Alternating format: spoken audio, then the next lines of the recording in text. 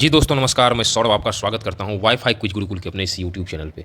इस अंक में हम लोग आज के यानी 23 दिसंबर के डेली करंट अफेयर सेशन में यह क्विज करेंगे जिसमें लगभग 50 प्रश्नों का संग्रह किया गया है, जो आगामी एग्जाम में अधिकतर प्रश्न आपको यहीं से टैली करते हुए मिलेंगे। HAL जो है हिंदुस्तान एरोनॉटिक्स लिमिटेड का 86वां स्थापना दिवस कब मनाया गया? तो यह मनाया गया 23 दिसंबर 2025 को मनाया गया स्थापना दिवस। और अगर कहा जाए इसकी स्थापना कब किया गया था, तो इसकी स्थापना 1940 में इसकी स्थापना किया गया था। अगला प्रश्न, HAL की स्थापना किसके द्वारा किया गया था? देखिए जितने सारे संभावित प्रश्न, चूंकि HAL हिंदुस्तान एरोनॉटिक्स लिमिटेड का स्थापना दिवस मनाया गया और यह टॉपिक अभी जनरली करंट अफेयर्स का टॉपिक है, तो इससे संबंधित जितने सारे प्रश्न बन सकते हैं ना, तो उन सारे टॉपिक्स को समाहित कर लिया गया है ताकि आपका प्रश्न छूटे नहीं। और एक बार अगर आप गो थ्रू हो जाते हैं लगभग 10 मिनट के आसपास, तो आपका कंटेंट तैयार हो जाता है। किसके द्वारा किया गया? तो यह जो है बालचंद हीराचंद्र और मैसूर के महाराज के द्वारा इसके किया गया। लगभग 1940 में शुरू किया, 1964 में इसका नाम हिंदुस्तान एरोनॉटिक्स लिमिटेड पड़ा।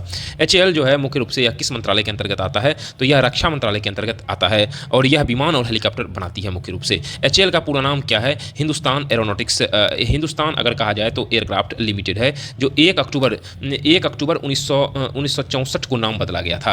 अगला देखते हैं, HAL के मार्केट कैप क्यों बढ़ रही है अभी हाल फिलहाल में? चूंकि डिफेंस बजट भारत सरकार का एक अच्छा बजट रहा है और इस प्रकार से जेट्स और हेलीकॉप्टर के प्रोडक्शन के खास के कारण HAL की भूमिका काफ़ी ज़्यादा बढ़ जाती है, इसलिए यह मार्केट में बढ़ा हुआ है। आरावली रेंज, हाल ही में ये आरावली रेंज माइनिंग की मतलब करंट अफेयर्स का एक मुख्य बिंदु रहा है। तो इस टॉपिक में हम लोग क्वेश्चंस को सॉल्व करेंगे कि आरावली रेंज में माइनिंग की स्पष्टता, आरावली रेंज में माइनिंग का कितना प्रतिशत एरिया प्रभावित है? तो माइनिंग का 0.19% एरिया लगभग 217 square feet kilometre out of 1.47 lakh square kilometre है, और जिसमें कि 217 स्क्वायर किलोमीटर जो है वह प्रभावित है। आरावली रेंज किस प्रकार की माउंटेन रेंज है? यह है रेसिडुअल माउंटेन रेंज है और यह लगभग, यह जो आरावली रेंज माउंटेन है ना, यह लगभग 1.5 से 3 मिलियन साल पुरानी है। आरावली रेंज की लंबाई की बात करें तो लंबाई लगभग 800 किलोमीटर इस रेंज की लंबाई है। यह दिल्ली, हरियाणा, राजस्थान और गुजरात तक इसका विस्तार है। आरावली रेंज का हाई स्पीड पिक कौन सा है? तो इस रेंज का हाई स्पीड पिक जो है वह मुख्य रूप से गुरु शिखर है, जो कि 1722 मीटर है और यह माउंट आबू राजस्थान में है। आरावली रेंज से जुड़ी नदियाँ कौन कौन सी है? तो यह नदियाँ मुख्य रूप से बनास नदी, लूनी नदी और साबरमती नदी है। कंटेंट हम शाम में अपलोड कर रहे हैं, क्योंकि कंटेंट से जितने सारे प्रश्न बन सकते थे उन सारे प्रश्नों को बनाया जाना, फिर टाइप करना, फिर जाकर के वीडियो के माध्यम से आप तक पहुंचाना, तो इस प्रक्रिया में समय लगती है। जल्दबाजी में हम 8 से 10 क्वेश्चंस लेते आएंगे तो वह एक तरह से मेरे समझ से जस्टिस नहीं होगा। इसलिए आप लोग मुख्य रूप से शाम में ही करंट अफेयर्स देखें। अगर सुबह देखते हैं तो कोई दिक्कत नहीं है, किसी और यूट्यूब चैनल का देखते हैं तो वह और अच्छा ही है। कोई उससे आप जितना अधिक से अधिक अभ्यास करते हैं, स्टडी करते हैं, तो वह आपका जो बास्केट है ना, जो तैयारी का एक बास्केट है, उसमें बहुत सारे कंटेंट आते हैं। लेकिन मुख्य जो बिंदु है, अगर आप वनडे एग्जाम की तैयारी करते हैं तो उसमें सेट प्रैक्टिस काफ़ी इंपॉर्टेंट है। इस हिसाब से यह 50 क्वेश्चन बहुत इंपॉर्टेंट बन जाता है। वर्ल्ड मेडिटेशन डे कब मनाया जाता है? तो यह मेडिटेशन डे 2025 यह 21 दिसंबर को मनाया जाता है और इनर पीस ग्लोबल हार्मोनी इस वर्ष की थीम रही है। वर्ल्ड मेडिटेशन डे यह कब लॉन्च की गई? यह 6 दिसंबर 2024 को लॉन्च किया गया। किसके द्वारा? UN द्वारा, भारत और लातविया के रिक्वेस्ट पर। वर्ल्ड मेडिटेशन डे 2025 की थीम क्या है? यह इसकी थीम जो है इनर पीस ग्लोबल हार्मोनी इसकी थीम है। वर्ल्ड मेडिटेशन डे किस संगठन द्वारा लॉन्च किया गया? यूनाइटेड नेशंस संगठन द्वारा भारत और लातविया के अनुरोध पर लॉन्च किया गया। वर्ल्ड मेडिटेशन डे का मुख्य उद्देश्य क्या है? इसका अगर मुख्य उद्देश्य की बात करें तो ध्यान और शांति को बढ़ावा देना इसका मुख्य उद्देश्य है। BOPS यानी ब्यूरो ऑफ पोर्ट सिक्योरिटी की स्थापना किस एक्ट के तहत हुई? यह मर्चेंट शिपिंग एक्ट 2025 सेक्शन 13 में हुई है और शिप्स एंड पोर्ट सिक्योरिटी के लिए किया गया। उसी प्रकार ब्यूरो ऑफ पोर्ट्स सिक्योरिटी का हेड कौन होता है? इसका हेड मुख्य रूप से कौन होता है? तो DG होता है, जो कि एक IAS ऑफिसर होते हैं। BOPS किसकी जगह लेगा?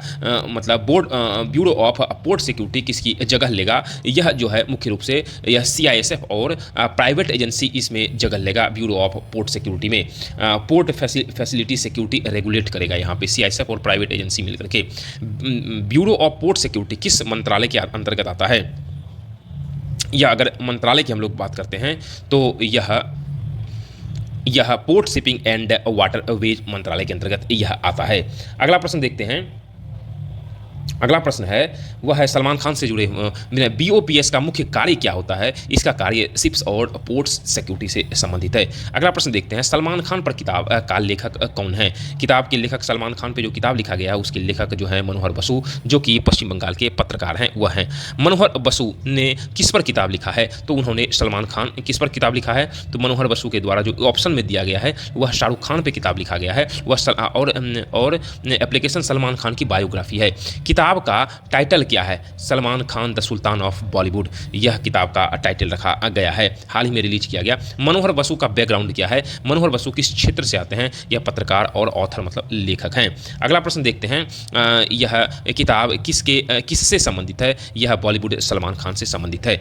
और अगला प्रश्न देखते हैं अंडर 19 एशिया कप 2025 का विजेता कौन हुआ, विजेता जो है वह पाकिस्तान हुआ और फाइनल में भारत को 191 रनों से हराया। अगला प्रश्न अंडर 19 एशिया कप 2025 कब आयोजित किया गया, यह 12 से 21 दिसंबर के बीच इसका आयोजन किया गया, कहां पे, यूएई में। अंडर 19 एशिया कप किस संगठन द्वारा आयोजित किया गया है, यह एशियन क्रिकेट काउंसिल के द्वारा इसका आयोजन किया गया है। अगला प्रश्न भारत ने अंडर 19 एशिया कप कितनी बार जीता है, भारत ने मुख्य रूप से यह जो है 8 बार उन्होंने यह जीता है और पाकिस्तान दूसरी बार यह जीतने में असफल हुआ। अंडर 19 एशिया कप 2025 का फाइनल मार्जिन रन क्या था, वह था 191 रन, जिसमें पाकिस्तान ने भारत को हराया।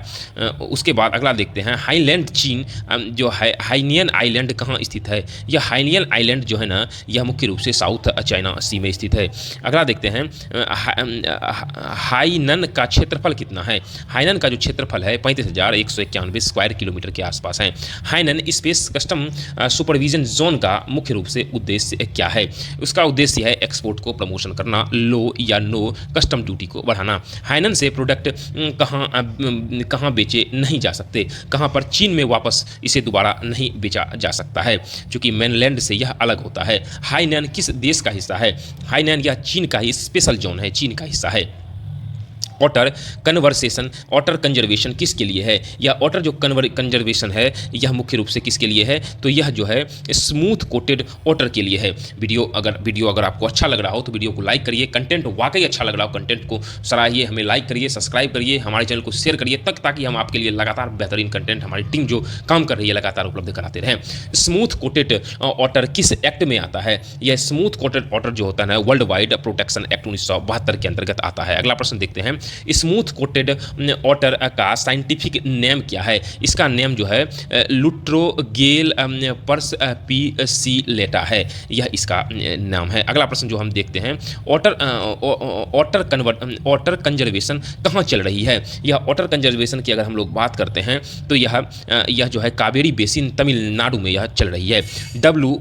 BWF world tour finals badminton से संबंधित है, 2025 का आयोजन कहाँ किया गया, तो इसका आयोजन हांगझाओ चीन में किया गया। अगले प्रश्न की तरफ हम बढ़ते हैं भारत ने BWF फाइनल में कौन सा मेडल जीता है, मेंस डबल ब्रॉन्ज का मेडल भारत ने यह जीता है, रंकी रेड्डी ने चिराग शेट्टी दोनों मिलकर के। अगला प्रश्न देखते हैं, अगला प्रश्न ये है मेन सिंगल गोल्ड किसने जीता, मेन सिंगल गोल्ड की बात करते हैं तो वह मेंस सिंगल गोल्ड की अगर हम लोग बात करते हैं वह क्रिस्टो पावो फ्रांस से संबंधित उन्होंने जीता। BWF वर्ल्ड टूर फाइनल कब हुआ था, यह 17 से 21 दिसंबर के बीच में हुआ था, यह एक बैडमिंटन इवेंट है।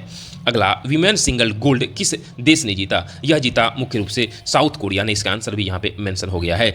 ब्लू बर्ड ब्लॉक 2 सैटेलाइट का वजन कितना है, इस सैटेलाइट का वजन है 6400 किलोग्राम, वर्ल्ड का सबसे बड़ा कमर्शियल कम्युनिकेशन सैटेलाइट है। ब्लू बर्ड लॉन्च कब होगा, ब्लू बर्ड लॉन्च मुख्य रूप से 24 दिसंबर 2025 से होगा। अगला प्रश्न लॉन्च साइट कहाँ है, लॉन्च साइट मुख्य रूप से सतीश धवन स्पेस सेंटर श्री हरिकोटा में है। अगले प्रश्न की ओर बढ़ते हैं न्यू स्पेस इंडिया लिमिटेड की स्थापना कब हुई थी, इसकी स्थापना 2019 में किया गया, कब हुआ था, 2019 में किया गया। AST स्पेस मोबाइल किस देश का है, AST स्पेस मोबाइल मुख्य रूप से US का है और 2017 में स्थापित किया गया, इसका हेडक्वार्टर टेक्सास है। इसरो के साथ यह कोलैबोरेट होकर के अपना कार्यक्रम चलाता है। चलिए इस अंक में इतना ही, वीडियो को देखने के लिए, वीडियो को लाइक करने के लिए, चैनल को सब्सक्राइब अपने दोस्तों के साथ शेयर करने के लिए मैं सौरभ अपनी पूरी वाईफाई क्विज गुरुकुल टीम की ओर से आपका आभार व्यक्त करता हूं। मिलते हैं अगले अंक में, तब तक के लिए जय हिंद।